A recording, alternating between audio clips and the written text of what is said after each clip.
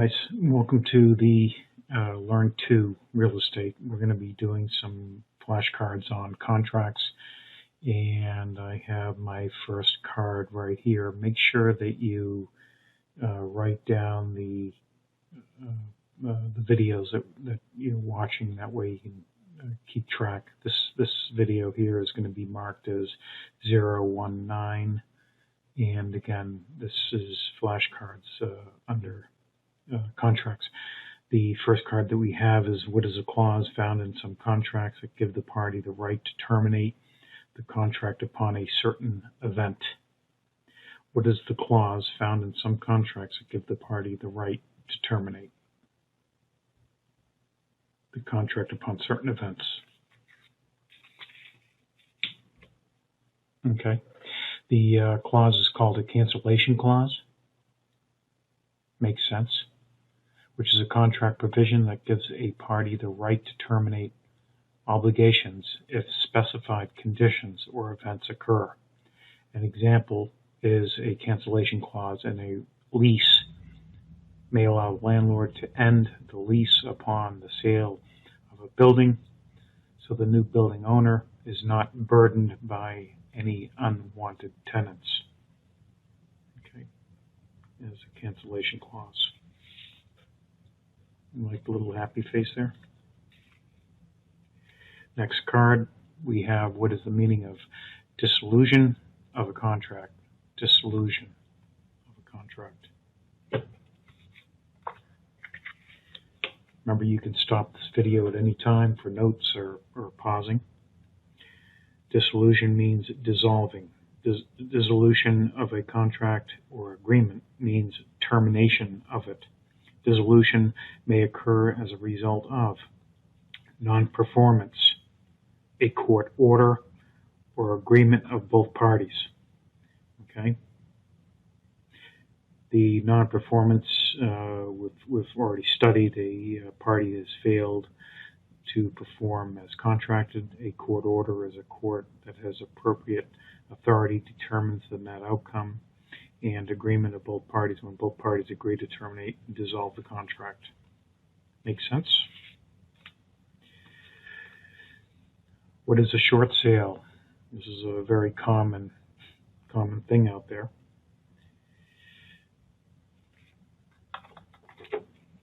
This has a pretty good size reference to it.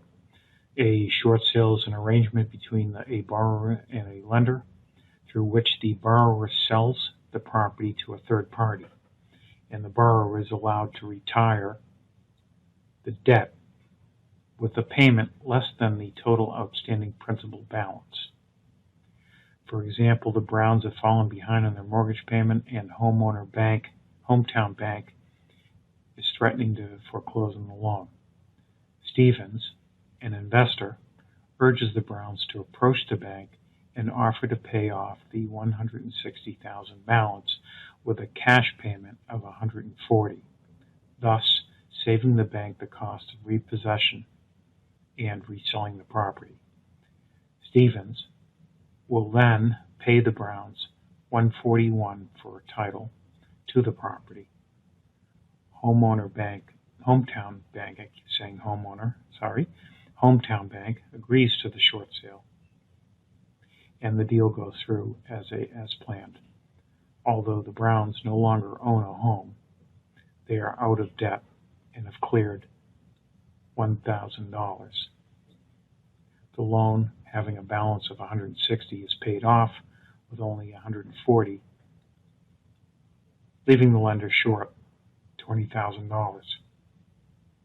That's a short sale, folks. Okay? I'm going to say this over. A short sale is an arrangement between a borrower and a lender, through which the borrower sells the property to a third party, and the borrower is allowed to retire the debt with a payment less than the total outstanding principal balance. The example is, the Browns have fallen behind on their mortgage payment, and Hometown Bank is threatening to foreclose the loan. Stevens, an investor, urges the Browns to approach the bank and offer to pay off the $160,000 balance with a cash payment of $140,000, thus saving the bank cost of repossession and reselling the property.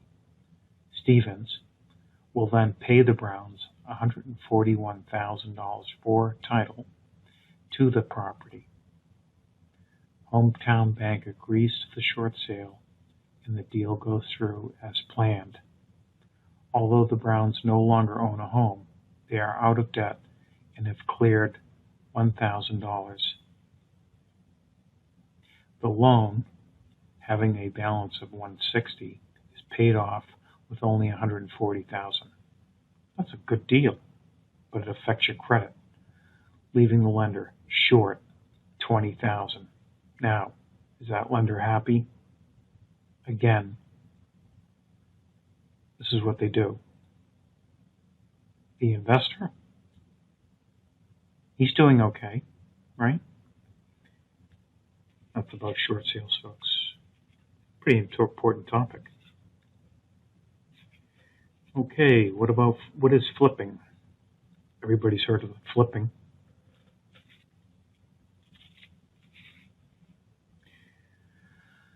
Flipping is the purchase and immediate resale of property within hours or days at a quick profit.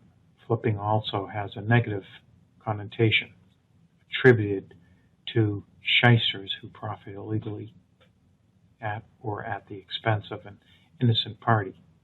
A dual contract is often used to hide the practice of flipping. I didn't think flipping was that bad. It to me is investing in a property, reselling the property, and hoping for a profit. That to me is flipping. All right, we have, what is a dual contract?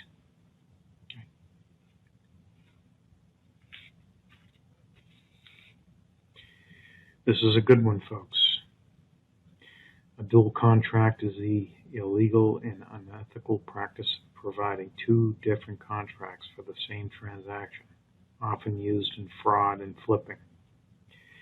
For example, suppose Abel wants to purchase a home from a builder for $144,000, but has no cash for the down payment. The builder, acting illegally, suggests that they prepare a fictitious contract for $160,000 and try to borrow the money at 90% of $160,000. The bank's attorney discovers the dual contract and explains that they could be guilty of attempted fraud. So you have a contract with a builder for $144,000, and then you have the builder writing up another contract proposing $160,000, borrowing of 90% to a bank. Wrong. Deceptive. What is a backup contract?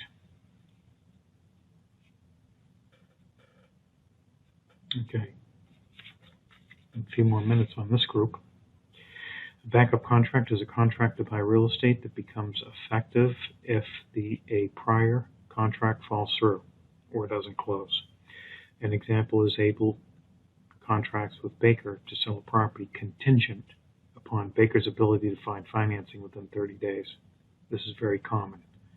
In the meantime, Abel arranges a backup contract to sell to Colin if Baker fails to obtain financing.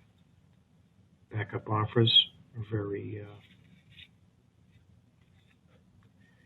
likely in most cases, especially in a busy time of buyers. What is an arm's length kind of transaction? What is an arm's length transaction? Having a relation. An arm's length transaction is one between parties who are not influenced by their relationship to each other and would not be perceived as having a relationship to each other and therefore it can be assumed that they are acting in their own best interest. For example, transactions between the following parties would generally not be considered arm's length. Would not be considered arm's length: a husband and wife, a father and son, a corporation to one of its subsidiaries. Those are not arm's length. Okay, folks, this will wrap it up for this set of flashcards. Hey, thanks a lot for standing by, and put your comments below. Talk to you soon.